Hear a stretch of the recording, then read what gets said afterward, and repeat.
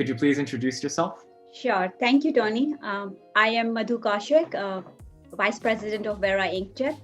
We do water-based inkjet fluid science. Could you tell us which lab you were part of? So I worked for Audrey Moore's research group. What I did was I was trying to make most of the enantioselective selective reactions greener or more sustainable so that we can do them in water at room temperature and faster. What opportunities did you participate in while you were here that were outside of research? And how do those opportunities affect and help you during your current job? 3 top opportunities which I really think are important, were at least important for me, was to first to go out to all conferences and not only just present posters, but even do oral talks. I know as new PhD students, we are scared of talking. Some of us has stage fright, but we should go ahead and volunteer to do oral talks more. And the second one, which is very important, is to, because of the conferences and lots of LinkedIn cold messages here and there, I was able to get not 1, 2 internships, and they were totally 2 different internships. One was very near to my field of research, which was cellulose nanocrystals.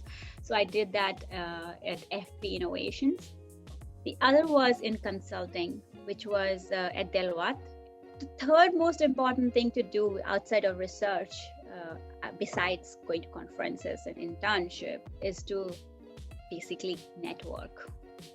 And not network for something to get in return. So earlier you start to network when you're not looking for a job, the better it is. Because when you're networking just to know people, you are not in that conscious mode, oh, I'm networking because I might need a job, I might have to ask them for something.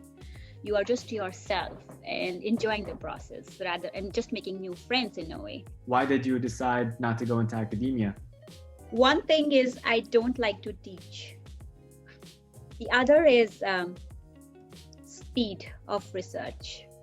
Or even if you're a professor, how many professors have, like they might have fabulous research, but their real life applications might come even 20 years. Could you tell us the story of how you got to your current position?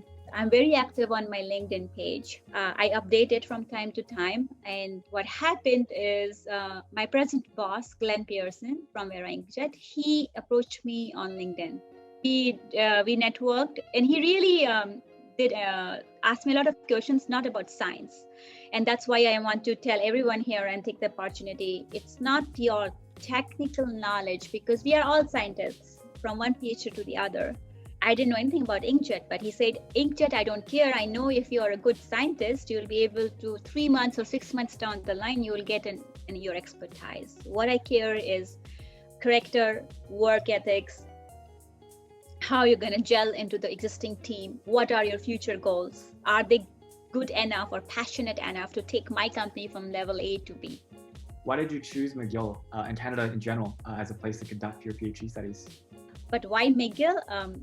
I'm a risk-taking person, though I do risk mitigation at my company.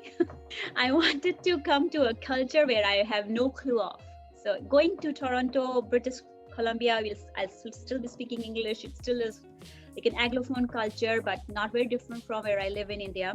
I was told that Quebec, especially McGill, though being very multicultural, is a French province, and you would be subjected to a lot of new things in life, and that's what I wanted to experience. So McGill.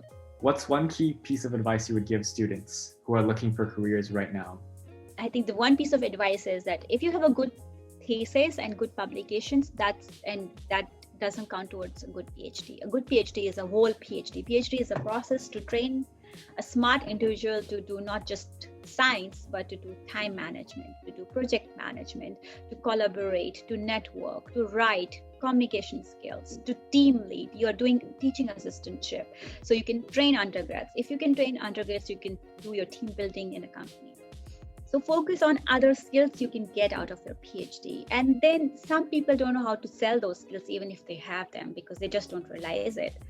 So you have to sell that on your CV, that PhD is not just science. I don't think that's it. And thanks again. Thank you. Thank you, Tony. Good luck.